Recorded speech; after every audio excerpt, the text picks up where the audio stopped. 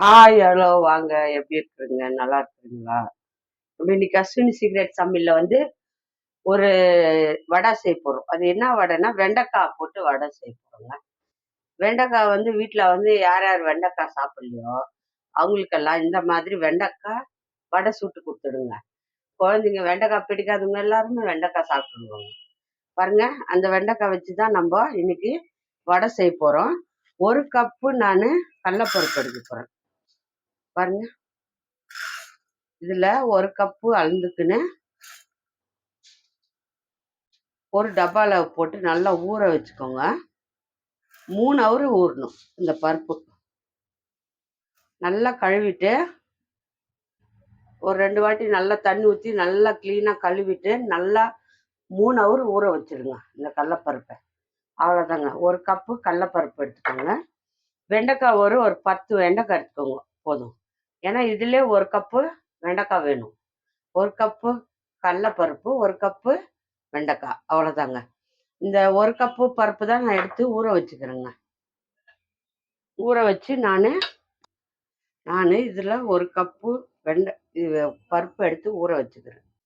பாருங்க, இந்த வெண்டைக்காய் இந்த பருப்பு நான் 3 ஹவர் ஊற வச்சுக்கிறேன். கடலப்பருப்பு ஊறிடுச்சு.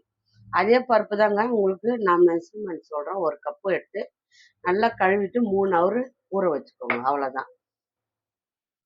பாருங்க, இப்போ வந்து நம்ம வெண்டைக்காவை நல்லா கழுவிட்டு நல்லா துடைச்சிட்டு தண்ணி இல்லாத நம்ம வெண்டைக்காவை எடுத்துக்கணும்.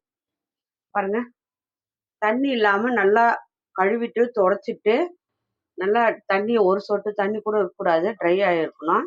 இந்த வெண்டைக்காவை நம்ம எப்படி கட் பண்ணுறது பார்க்கலாமா? பொடியாக கட் பண்ணணும். ரொம்ப பெருசு பெருசாக வடையில் தெரியுற மாதிரி தான். ஆனால் மெலிசாக இருந்தால் மொறு மொறுன்னு வரும். மோட்டாவாக இருந்தால் கஷ்டம். கட் பண்ணிடணும்.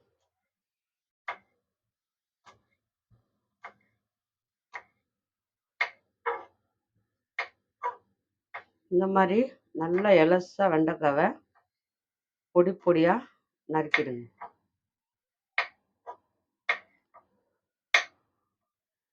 பாருங்க, இந்த மாதிரி வந்து தண்ணி இல்லாமல் வெண்டைக்காவை பொடி பொடியாக நறுக்கிக்கணும். பாருங்க, அதே கப்பில் இந்த மாதிரி வடை செஞ்சு கொடுத்துருங்க. நம்ம இப்போ 1 கப்பு கடலப்பருப்பு எடுத்தோம். அதுலேயே 1 கப்பு நம்ம வெண்டைக்காய் இந்த மாதிரி சின்ன சின்னதாக கட் பண்ணிக்கோங்க. வெண்டைக்காவை நல்லா கழுவிட்டு நல்லா துடைச்சிட்டு தண்ணி இல்லாமல் நம்ம இதை கட் பண்ணிக்கணும். பாருங்க, அவ்வளோதான். இப்போ பருப்பு வந்து நம்ம எப்படி அரைக்கிறதுன்னு பார்க்கலாம். நான் இது காஞ்ச மிளகா வந்து காரம் இல்லை, அதனால 4 மிளகா போட்டுக்கிறேன். நீங்கள் காரம் இருக்கிற மிளகாவாக இருந்தால் 2 3 போட்டுக்கோங்க. பாருங்க, 4 மிளகா, 4 பூண்டு, ஒரு 2 துண்டு இஞ்சி, சோம்பு போட்டுக்கோங்க. சோம்பு ஃபஸ்ட்டு இதை வந்து நல்லா கொஞ்சம் ஒன்றும் பாதியமாக அரைச்சிடுங்க. அரைச்சிட்டு நம்ம பாருங்க இந்த மாதிரி அரைச்சிக்கோங்க. இதெல்லாம் சோம்பு, இஞ்சி, பூண்டு, காஞ்ச மிளகா அரைச்சிக்கணுங்க. இப்போ இதில் நம்ம கடலப்பருப்பு போட்டுக்கலாம். கடலப்பருப்பை தண்ணியெல்லாம் வடிச்சிட்டு தண்ணி இல்லாமல் போட்டுக்கோங்க. தண்ணி இல்லாமல் போட்டுக்கோங்க. காரம் எவ்வளோ வேணுமோ அவ்வளோ போட்டுக்கோங்க. நீங்கள் அந்த மிளகா காரம் இல்லை, உங்கள் வீட்டில் மிளகா காரமாக இருந்தால் 2 போட்டுக்கோங்க. பச்சை மிளகா கூட போட்டுக்கலாம். இதில் நமக்கு தேவையானது பச்சை மிளகாவோ காஞ்ச மிளகாவோ எது வேணாலும் போட்டுக்கலாம். நம்ம இந்த பருப்பை நான் அரைச்சிட்டு வந்துடுறேன். அவ்வளோதாங்க. தண்ணி ஜாஸ்தி ஊற்றாதுங்க, குறைப்பாக அரைச்சிட்டு வந்துடுங்க. பாருங்க, உப்பு போட்டுக்கோங்க. பருப்பு தாங்க, உப்பு போட்டுக்கோங்க. வடை சொல்லிட்டு அரைச்சிட்டு வந்துட்டோம். பாருங்க, ஒன்றும் பாதியமாக அரைச்சிட்டு வந்துட்டோம். பருப்பு அரைச்சிட்டு ரொம்ப சூப்பராக ஒரு வடை. இப்போ இதில் வந்து நம்ம வெண்டைக்காய் வச்சுக்கிறோம் இல்லையா? பாருங்க, அந்த வெண்டைக்காய் போட்டுக்கோங்க.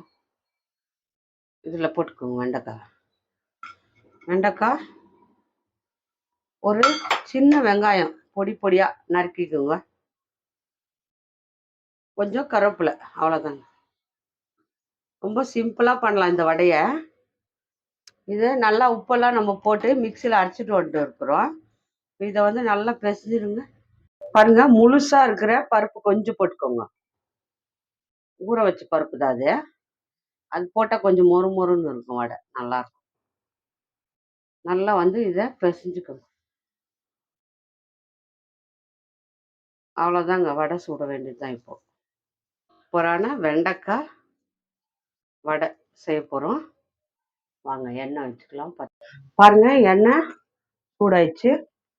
கையில் தண்ணி தொட்டு, கையில் கொஞ்சம் தண்ணி தொட்டுக்கோங்க. பருப்பு ஊற்றிக்கோங்க. ஊற்றிட்டு நல்லா மெலிசாக மொறு மொறு மொறுன்னு தட்டிக்கோங்க. அப்போ தான் உள்ளே இருக்கிற வெண்டைக்காய் நல்லா வெந்துடும். இல்லைன்னா மூட்டை மூட்டை போடாதுங்க. இப்படி மெலிசாக தட்டி இதில் போட்டுருங்க. கொஞ்சம் மீடியமாக வச்சுக்கோங்க, ஹையில் வைக்காதுங்க. உள்ளே இருக்கிற வெண்டைக்காயெல்லாம் நல்லா வெந்து வரணும். அதுக்காக கொஞ்சம் மெதுவாக, ரொம்ப கொஞ்சம் மீடியமாக வச்சு சுடுங்க. ரொம்ப ஹையில் வைக்க வேண்டாம். ஹையில் வச்சாலே வடை எல்லாம் தீஞ்சிடும், உள்ளே வேகாது, அந்த மொறுமொறுப்பு வராது. யாருன்னா வெண்டைக்காய் சாப்பிட்லான்னா இந்த மாதிரி வெண்டைக்காய் வடை சுட்டு கொடுத்துருங்க. எல்லாம் சாப்பிட்டுடுவாங்க வீட்டில். ஏன்னா ரொம்ப ஹையில் வைக்காதுங்க, நல்லா உள்ளே வெந்து வராது. மீடியமாக வச்சு சுடுங்க. ஏன்னா ஹையில் வைக்கக்கூடாது, உள்ளே இருக்கிற இதெல்லாம் வேகாது. மீடியமாக வச்சு திருப்பி திருப்பி இப்படி விட்டு நீங்கள் வடையை வேக வச்சுக்கணும். பாருங்க, என்ன சூப்பராக வெந்து வந்துடுச்சு. இப்போ நம்ம எடுத்துக்கணும். பாருங்க, சூப்பராக வந்துருக்கு வெண்டைக்காய். வெண்டைக்காயெல்லாம் உள்ள நல்லா மொறு மொறுன்னு ஆகிடும். எடுத்துக்கலாம். சீக்கிரமாக பண்ணலாங்க, 10 நிமிஷத்தில் ஆகிடும் இந்த வடை. பருப்பு ஊற வைக்கிறதா இருக்குது, டக்குன்னு பண்ணி கொடுக்கலாம் குழந்தைங்களுக்கு. நான் இருக்கிற பாருங்க, எல்லா வடையும் சுட்டு எடுத்துட்டோம். பாருங்க, சூப்பரான வெண்டைக்காய் பருப்பு வடை ஆயிடுச்சு. பாருங்க, வெண்டைக்காய் வடை செஞ்சு கொடுத்தா வீட்டில் எல்லாரும் பசங்க விரும்பி சாப்பிடுவாங்க. சாப்பிடாதவங்க கூட வெண்டைக்காவை விரும்பி சாப்பிடுவாங்க. பாருங்க எப்படி வந்துருக்கு பார்க்கலாமா? பாருங்க, சூப்பராக வந்துருக்கு பாருங்க வெண்டைக்காய். பாருங்க, நல்லா இருக்கு பாருங்க வெண்டைக்காய். நல்ல மொறு மொறுன்னு ஆகிடும். நல்லா மீடியமாக வச்சு வேக வைங்க. நீங்கள் ஹையில் வைக்காதுங்க, உள்ளே வேகாது. நல்லா சூப்பராக வெந்திருக்கு பாருங்க. பருப்பு வடை நல்லா இருக்கு, வெண்டைக்காய் போட்டு. இந்த வடை யார் யாருக்கு பிடிக்குமோ மறக்காத அஸ்வினி சீக்ரெட்டை. யார் யாருக்கு இந்த வெண்டைக்காய் வடை பிடிக்குமோ மறக்காம அஸ்வினி சீக்ரெட்டை லைக் பண்ணுங்க, ஷேர் பண்ணுங்க, கமெண்ட் பண்ணுங்க. மறக்காத அஸ்வினி சீக்ரெட்டை சர்ப்ரைஸ் பண்ணுங்க.